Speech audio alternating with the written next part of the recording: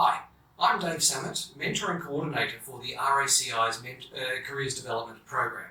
I'm here today with my very good friend Philip Abraham, Senior Vice President of Asia for Veolia, one of the world's major international companies working in waste and water management and energy services. I believe actually the largest company in this field, with over 250,000 employees worldwide. I had the privilege of working with Philip when he first immigrated to Australia, which was a while ago, and then watching his career take off and eclipse mine over the years that have followed. So, Philip, to start with, can you give us a rundown of your career? At the very beginning, Dave, it's great to be here and thank you for the opportunity. I consider it as a privilege to be not only talking to you but addressing the topic. So yes, in terms of coming to Australia, I started off in India in academics. After my PhD, I worked teaching for a while. So I came into Australia, was looking out for work in the same area of work in terms of my expertise. Was finding it very difficult to get in. And then I decided to try and volunteer some of my time to just break into the Australian workforce. Joined the University of New South Wales in an honorary capacity and worked with a lovely professor there. And while there, met with Don Billington, who interestingly you know very well. And through Don, I got introduced to a person who was running the R&D team of a copper hydrometallurgy company. And that person is none other than David Samet.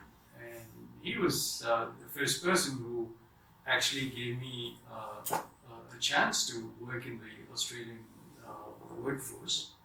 And for that I'm always grateful today, because I think as a fresh immigrant, I think you sometimes need to have the person who can see there is something that you have that's worth giving back to the Australian society. So it was through Dave that I first got into the Australian workforce, worked with him for a couple of years, and then moved to Veolia.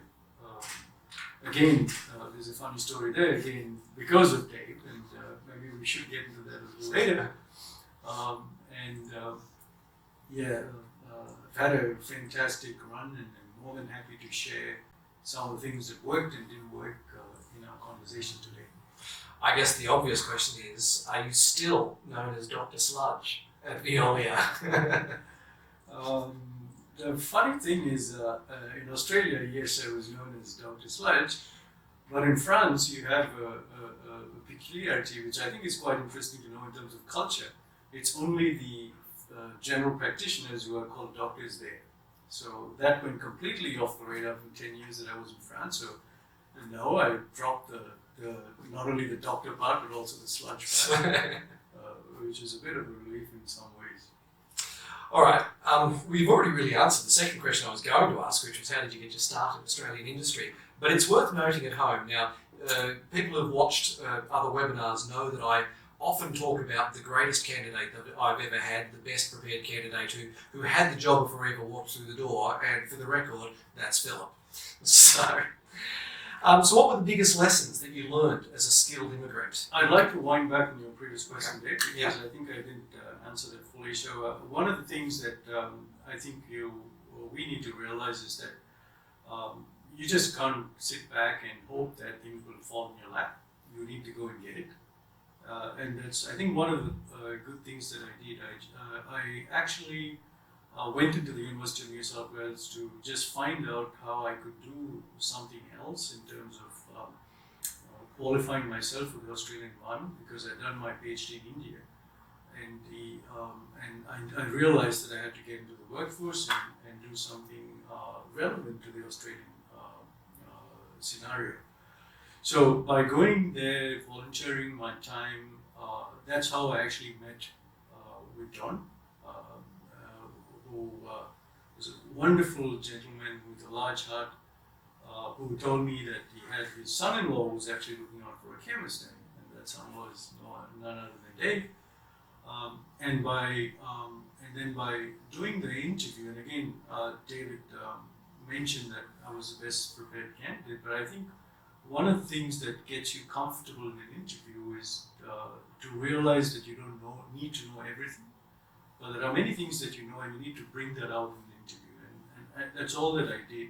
I by no means know everything or the most intelligent person on earth, but when you go in with the confidence that you don't need to know everything, but the things that you know, you articulate them clearly and try to relate yourself to the person asking the questions to understand what they're looking for, and then matching what you bring to the table to the needs of the organization. And I think that's what probably made a difference. And again, I think I consider myself really fortunate to have been interviewed by Dave, because he was an open-minded person, and I think that goes to some of you young people who start out interviewing people, have an open mind, because on the other side of the table there's always someone who can offer something. And I think it was largely because of the largeness of heart and mind that Dave had that those opportunities opened up for me. So I know it's a long answer, but I think I need to put that on record that a lot of what comes out within human beings is when we have an open mind and a heart. And, I think the fact that Dave is even doing all that he does for the RACI is just sort of augments what I've just said. All right, be careful, you'll make me blush. So, what were the biggest lessons that you learned as a skilled migrant coming to Australia? So the biggest lesson that I learned in terms of that is actually an interesting story. When I went to donate blood for the first time, and I had been doing that for a few years in India, the lady actually looked up from my records and said, is this the first time you've donated blood? And I said, no, I've done that quite a few times. And she said, but you're not on our records. And I said, no, I wasn't here, I was in India. And she said, oh, okay, that doesn't count. And she gave me a sticker which she plastered on my chest which said, my first blood donation. And for me, actually, that was a very symbolic moment in my life where I realized, and I had to accept the fact that a lot of what we did in a past life probably doesn't count. It doesn't count on paper, but as you work and as you bring your life's experiences with you, you translate that into something that brings value to you. But I think you need to be prepared for the hard grind to realize that, yes, for some people, what you have done in your past will not matter. And it's not something to feel bad about, it's something to know that's probably quite normal for people to think that way. And once you adapt that lesson, I think life becomes a lot more easier to handle. And I think that was a really big lesson that I learned, that, okay, I've come with qualifications, but more important is the fact that I need to show that I can deliver on what I bring with me. And as I said, to accept the fact that you can't rest on your laurels and expect people to understand everything that you've done and relate it back to your current environment. I think that was the biggest learning lesson that I had, to sort of reset the counter, but not feel bad about it, but then to then build on that later, because that never goes away. That's quite an insight. So what did you have to learn the hard way? So learning the hard way was probably this, and the other thing that I think you need to always keep at the back of your mind is that you need to know your strengths and your weaknesses. You need to know exactly what you bring to the table and feel comfortable about that. I'm not asking you to just accept your weaknesses and do nothing about it, but once you know that you have your strengths, try to develop those and realize that when you have, everyone's going to have something that you've got to learn. So use your weaknesses as your learning experiences, and that's when you become better and strong as a person as well. Excellent. Now, you've worked in 4 different countries. You've been in India, Australia, France, and now Hong Kong. Mm-hmm. That's 4 very different cultures. What techniques have you developed to move between workplaces? So more than techniques, it's actually it's the mindset. I have another interesting story. My son. Now, when we moved to Paris, actually it was on a holiday. It was about 10 years old, as we were actually driving around the streets of Paris, we stopped at a stops red light, and in Paris, those of you who are familiar with the city, you would realize that you have the big set of traffic lights, and on the same post are smaller traffic lights, exactly the same, but they are actually much smaller. And he looked at me and said, "Papa, why do we have this? Is it because people in Paris are really short?" So that was the logic of a 10-year-old. So then I explained to him that's not because people are short, but it's because you stop at the stop line, unlike Australia where you stop 30 meters away from the stop line so you can see the lights. When you stop at the stop line, because Paris is a more compact city, you need to have the set of traffic lights that are at your level. So I use that lesson a lot to tell young people that when you go into a new place, try not to classify things as good or bad. Understand the logic behind how things work and say they're different. When you change your mindset and not try to say that, oh, this is bad, this is not how it's what I'm used to, then you stop learning. But when you keep your mind and curiosity open and say, why are the traffic lights here? Is it because people are short, or is there something else behind that thing for you to learn? When you do that, you really embrace the local culture and you learn so much. And I think that also gives you the skills to adapt to the new culture, because you've not sort of shut yourself out and said, oh, this is strange, I don't want to be part of this. And I think that's something that has really helped me in not only adapting, but learning and enjoying the whole experience of working in multiple cultures, because every culture brings something different and something worth learning. Absolutely. So what are, in your experience, the major differences between the Australian and the international workplaces? Right. So the thing about the Aussie culture is, I say this, that I think we are more or less a 0 and 1 society. So when you go into the visa office, for example, when the man or woman at the other side of the counter tells you that, no, this is not going to work, it will not work because there's something wrong with your file. But in France, for example, everything is negotiable. So when you hear a no, you don't take a no and walk away. You stay and you listen. I mean, there was a clinic actually quite near where I lived in France, and I used to go for a periodic blood checkup. And whenever I went in on Saturday, he told me, no, it's not possible. You can't do it today. And the first time it happened to me, I walked away. But then I stood back and asked him, please, because I'm working, this is the only thing. I have you fix an appointment? And I said, no. And then they said, next time we'll fix an appointment. So when I tried to fix an appointment, they said, on Saturdays, you don't need to fix an appointment. So you need to realize that you can't bring all of what you learn in Australia into another country. Because if that's the case, then you'll miss out on a lot. So the thing about the main difference that I see is that it's really easy to work in Australia. It's a pleasure to work in Australia. It's the relief almost when you come back here, because being a 0-1 society, it's very easy to figure out what works and what doesn't. But when you work in another country where there's not only a 0, there might be a -0.5 or a +1.5, you need to learn to move across the scale of people's working habits and cultures.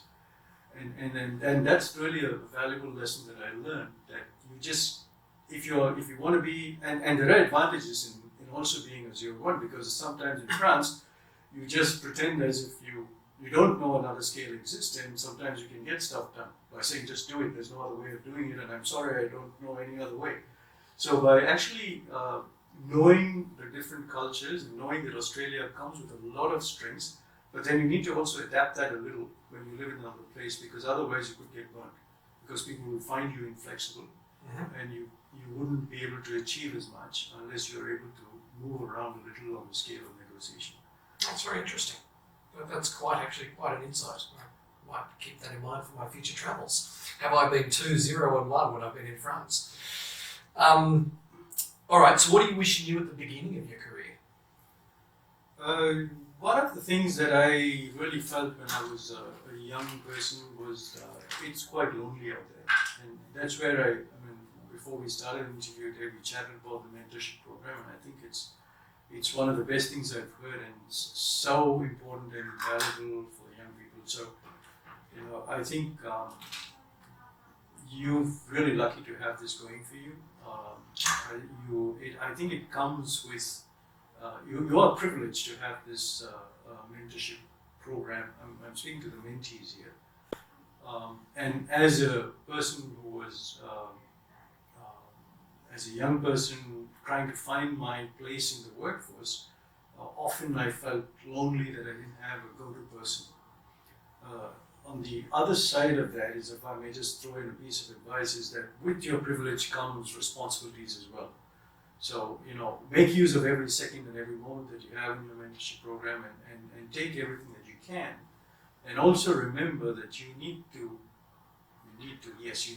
have the largeness of heart that David Samet has, for example, in giving back to the society that you're taking from. And I think that's really, really important. As a young person, I wish I had the mentors that you have made available to the people in this program. And David, an absolute pleasure knowing you all these years. And again, thank you for all that you've done for me. Thank you very much. You are embarrassing me. And look, I would say my doctor would agree. I've got a very large heart. I eat entirely too many fatty foods. So, what advice would you have to offer in particular to the many international students seeking to stay and work in Australia? Yeah, I think it's really important that we integrate into the society that we decide to live in. And I don't mean just migrating. I even think when you go on a work assignment or a study assignment, it's great to take your culture with you, but it's also important to understand the local culture. And it's also important to be part of the local culture, especially for those of you who take up citizenship. You need to take up citizenship when you really believe in it, and not just because you need a convenient passport. And you need to relate to the place that you live in. And once you do that, it brings a lot to you. And as I said before, it's a privilege to be in Australia and to work in Australia. And remember, again, I'd like to emphasize, with privileges comes responsibilities as well.